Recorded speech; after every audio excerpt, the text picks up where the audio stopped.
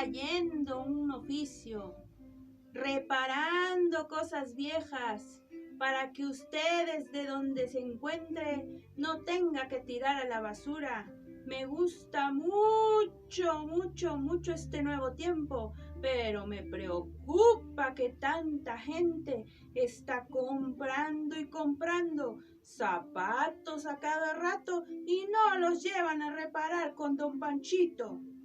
En esta época las personas ya casi no reparan y reparar es un acto revolucionario en este tiempo de consumismo excesivo. Es un reparador de zapatos. Y esta es la historia del abuelo Panchito y sus 3 traviesos nietecitos.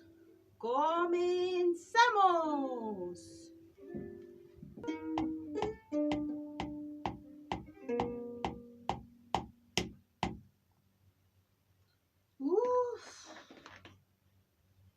Estas botas tienen que quedar para las 3 de la tarde.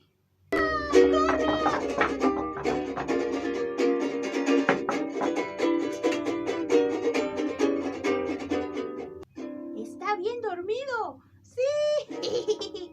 Pues juguemos entonces. ¿Qué hiciste? Esas botas las va a entregar en un rato el abuelo. Te va a regañar. Yo no fui. Fuiste tú. No. Fuiste tú. No. Fuiste tú. No. Fuiste tú. ¿Sabes qué? Mejor vámonos. ¡Ay, sí! Porque va a despertar. ¡Vámonos! No, se te cayeron. Ya tiraste los zapatos que voy a entregar. Seguramente se llenaron de polvo. No, abuelo, yo no fui.